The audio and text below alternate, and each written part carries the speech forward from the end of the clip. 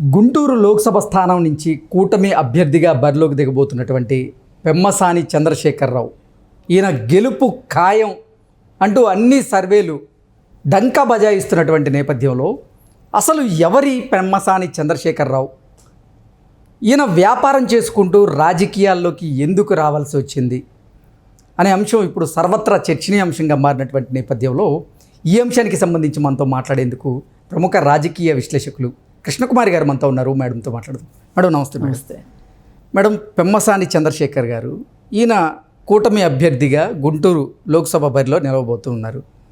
ఆయన గెలుపు ఖాయం అంటూ కూడా కొన్ని సర్వేలు డంకా బజాయిస్తూ ఉన్న నేపథ్యంలో అసలు పెమ్మసాని చంద్రశేఖరరావు ఎవరు, ఆయన ఏం చేసేవారు, వ్యాపారం చేసుకుంటున్నటువంటి ఆయన సడన్గా రాజకీయాల్లోకి ఎందుకు రావాల్సి వచ్చింది అంటూ ఒక వార్త ఇప్పుడు సోషల్ మీడియాలో చక్కర్లు కొడుతూ ఉంది.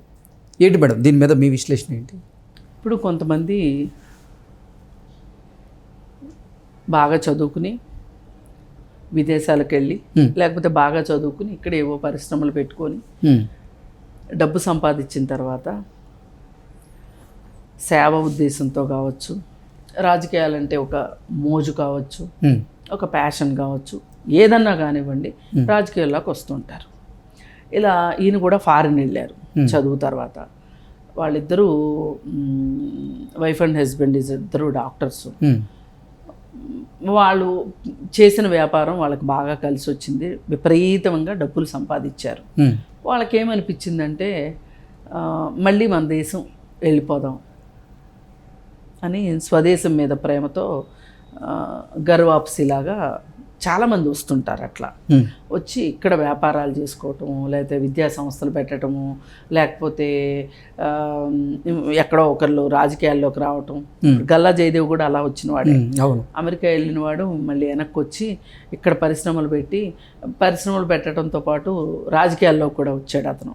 అంటే అతను తాత దగ్గర నుంచి వాళ్ళకి రాజకీయ వాసనలు ఉన్నాయి, రాజకీయ కుటుంబం అది. వాళ్ళ తాత, వాళ్ళ అమ్మ వాళ్ళు ఎమ్మెల్యేలుగా చేశారు, మంత్రులుగా చేశారు, కాబట్టి ఆయన వచ్చాడు. అట్లాగే ఇతను పెమ్మసాని చంద్రశేఖర్ కూడా. నేను వాళ్ళ వైఫ్ది ఇంటర్వ్యూ చూశాను, ఆయనది చూడలేదు కానీ వైఫ్ది చూశాను. వైఫ్ చెప్తూ చాలా నిబద్ధత మనిషి, చాలా కమిట్మెంట్ ఉన్న మనిషి. ఏదైనా ఒక నిర్ణయం తీసుకున్నాడంటే నిర్ణయం మీద నిలబడతాడు. ఇవాళ ఎలా ఉంది అతని పరిస్థితి అంటే, అతను ఏదో ఆస్తులు కాపాడుకోవటానికి రాజకీయాల్లోకి రావాల్సిన అవసరం లేదు మాకు, ఎందుకంటే మాదంతా వైట్ అమౌంట్, మేమేమి మోసాలు చేసిన వాళ్ళం కాదు, మాకెవరు గాడ్ ఫాదర్స్ లేరు, పైగా రాజకీయాలను అడ్డం పెట్టుకుని మేము అసలే డబ్బులు సంపాదించలేదు, మేమంతా ఫారిన్లో సంపాదించుకున్న డబ్బులు, మాకు డబ్బు సంపాదించాలని కానీ సంపాదించుకున్న డబ్బులు నిలబెట్టుకోవడం కోసం మేము రాజకీయాల్లోకి రాలేదు. మేము వచ్చింది కేవలం సమాజానికి సేవ చెయ్యాలి అని, అవసరం ఉన్న మనుషులకి ఈ రాజకీయము అనే ఒక ఆయుధం ద్వారా సహాయ సహకారాలు అందించాలన్నదే మా ఉద్దేశం. ఇలా చేయడానికి ఒక ఎన్జిఓ కూడా పెట్టుకోవచ్చు, కానీ ఎన్జిఓకి ఒక పరిధి చాలా తక్కువగా ఉంటుంది. అదే రాజకీయాలు అయ్యి ఉంటే కనుక మేము చేయాలనుకున్న అవి చేయగలుగుతాము, అద్భుతాలు చేయాలి అనే ఉద్దేశంతో మేము రాజకీయాల్లోకి వచ్చాం. నేను పూర్తిగా నా భర్తకి సహాయ సహకారాలు అందిస్తాను. అంటే మరి మీరు ఫారిన్లో బతికొచ్చి ఇప్పుడు ఇండియాలోకి వచ్చి మరి రాజకీయాలు అనేవి ఏ రోజు ఎలా ఉంటాయో తెలియదు, మరి ఇలాంటి ఒక భద్రత లేని విషయంలోకి మీరు ఎందుకు వస్తున్నారు అని అడిగితే, ఆయన ఒక నిర్ణయం తీసుకున్నారు అంటే చాలా ఆలోచించి తీసుకుంటారు, ఆ ఆలోచన మీద నిలబడతారు, నిలకడున్న మనిషి. అలాంటి వాళ్ళకి సపోర్ట్ చేస్తే తప్పే ఉందండి. నాకు నమ్మకం ఉంది ఆయన సరిగా ఆలోచిస్తారని, సరైన నిర్ణయాలు తీసుకుంటారు అని. ఆయనకి ప్రజాసేవ మీద ఇష్టం ఉంది, రాజకీయాలంటే ఇష్టం ఉంది, కాబట్టి ఆయన రాజకీయాల్లోకి వచ్చారు అని ఆవిడ చెప్పారు. చెప్తే నాకు ఆ ఇంటర్వ్యూ కూడా చాలా నచ్చింది. అసలు ఇవాళ రాజకీయాలని ఒక ప్రొఫెషన్ లాగా తీసుకోవాలి అనుకునే మనుషులు తక్కువైపోయారు ఇవాళ. ఎవరు వస్తున్నారు అసలు రాజకీయాల్లోకి అంటే, ఆల్రెడీ రాజకీయ కుటుంబం ఉన్నవాళ్ళు రాజకీయాల్లో 2 తరాలు 3 తరాలు రాజకీయాల్లో ఉన్నవాళ్ళు, లేదంటే కనీసం ఒక తరం ముందైనా సరే రాజకీయంలో ఉన్నప్పుడు ఆ తల్లిదండ్రులు వాళ్ళ బలవంతంగా రాజకీయ వారసత్వాన్ని వీళ్ళకి కట్టబెడితే వస్తున్నారు తప్పితే రాజకీయాల మీద పూర్తి అవగాహనతోనూ ఇష్టంతోనూ ప్రేమతోనూ గౌరవంతోనూ రావట్లే ఎవరు. కానీ ఈయన రాజకీయాల్లోకి ఎవరో గాడ్ ఫాదర్స్ లేకుండా రాజకీయ నేపథ్యం లేకుండా ఆయన రాజకీయాల్లోకి వస్తున్నారు అంటే ఇది ఒక రకంగా సాహసం చేసినట్లే. ఒక మాట ఉంది కదా, ఇంగ్లీష్ ఛానల్ ఈదారు అంటే అది చాలా గొప్ప విషయం. అట్లా ఈయన అకస్మాత్తుగా రాజకీయాల్లోకి వచ్చారు అంటే అది కూడా ఒక పెద్ద ఛాలెంజే కదా. ఆ ఛాలెంజ్ని ఆయన తీసుకున్నాడు. అలా ఛాలెంజ్ మనస్తత్వం ఉన్నవాళ్ళు కావాలండి. సమాజంలో ఏదైనా జరగాలి అంటే వాళ్ళ వల్లే జరుగుతుంది.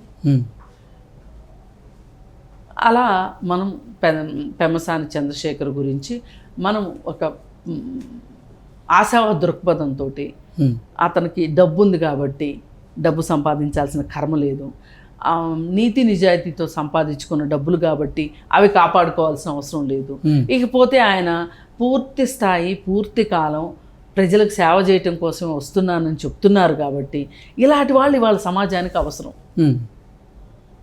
ఇప్పుడు రాజకీయాల్లోకి సరైన మనుషులు రావట్లేదు అంటున్నారు, కానీ ఎవరికి వాళ్ళు రావట్లేదు అనే వాళ్ళు కూడా రావట్లేదు.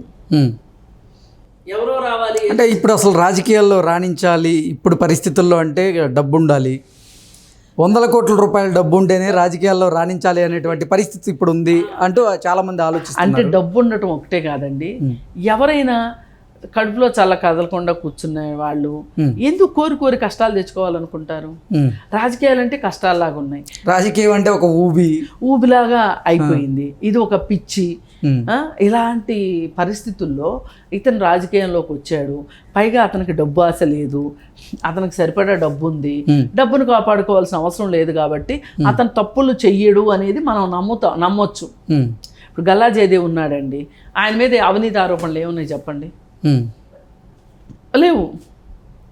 ఎందుకంటే అతని చేతి నిండా డబ్బు ఉంది, పైగా అతని ఆస్తుల్ని సంస్థల్ని కాపాడుకోవాల్సిన అవసరం లేదు.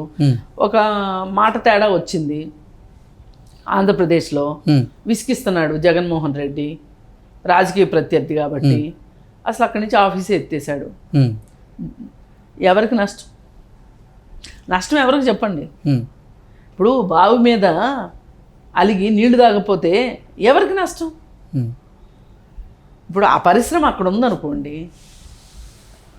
లోకల్గా జనాలకు ఉద్యోగ అవకాశాలు ఉంటాయి, వాళ్ళందరూ అక్కడే కాస్త తిని తాగి ఉంటారు కాబట్టి ట్యాక్స్లు వస్తాయి, ఆ ప్రాంతానికి ఉపయోగం, అవునా? అలాగే అక్కడ ట్యాక్సులు కడతాడు కాబట్టి ఆయన కూడా సంపాదించిన దాని మీద ఆ రాష్ట్రానికి ఉపయోగం. మీరు అలాంటి వాళ్ళ మీద కూడా కక్ష కట్టి పంపించేశారు కదా, ఎవరికి నష్టం? జయదేవ్కి ఏమి నష్టం లేదు, నష్టం ఆ ప్రాంతానికి నష్టం. జగన్మోహన్ రెడ్డికి కూడా సొంతానికి పోయేదేమీ లేదు, ఆ ప్రాంత ప్రజల దురదృష్టం అది. వాళ్ళకి 4 అడుగులు వేస్తే వెళ్ళి పరిశ్రమలో ఉద్యోగం చేసుకుని వచ్చే వాళ్ళకి పరిశ్రమ లేకుండా చేస్తూ నువ్వు ఉపాధి పోగొట్టినట్టేగా, ఇప్పుడు ఆ కుటుంబాలు చెల్లాచెదురు అయినట్టేగా. అందుకోసమే మరి జయదేవ్ లాంటి వాళ్ళు రాజకీయాల్లోకి రావడం మంచిగా అనుకున్నాం, మనం మంచి వాతావరణం అనుకున్నాం. కానీ దురదృష్టవశాత్తు ఆయన ఎందుకో రాజకీయాలకి తాత్కాలికంగా ముగింపు పలికానని చెప్పారు. ఆయన ప్రదేశంలో మళ్ళీ ఇంకొక ఎన్ఆర్ఐ వచ్చి ఆయన పోటీ చేస్తున్నారు. మనం ఖచ్చితంగా ఆయన గెలవాలి. అలాగే దానివల్ల ఆయన ఆకాంక్ష ఏదైతే ఉందో ప్రజలకు సేవ చేయాలి అనేది, ఆ లక్ష్యం నెరవేరాలి. తద్వారా ఆ ప్రజలకి మంచి జరగాలి, ఆయనకి ఒక తృప్తి రావాలి. ఇలాంటి వాళ్ళని చూసి మరికొంతమంది ఇలాంటి వాళ్ళు రాజకీయాల్లోకి రావాలి. ఇది ఒక రకంగా ఒక ఫౌండేషన్ అనుకుందాం. ఇలాంటివి ఈ నీతి నిజాయితీలు ఉన్నవాళ్ళు, ప్రజలకు సేవ చేయాలనుకునే వాళ్ళు రాజకీయాల్లోకి రావాలి. అలా కాకుండా రాజకీయాలంటే ఒక మురికి గుంట, ఈ గుంటలోకి ఎవరు వస్తారు, ఈ గుంటలోకి వచ్చి ఎవడు పొరలాడతాడు, ఇవన్నీ కాదు.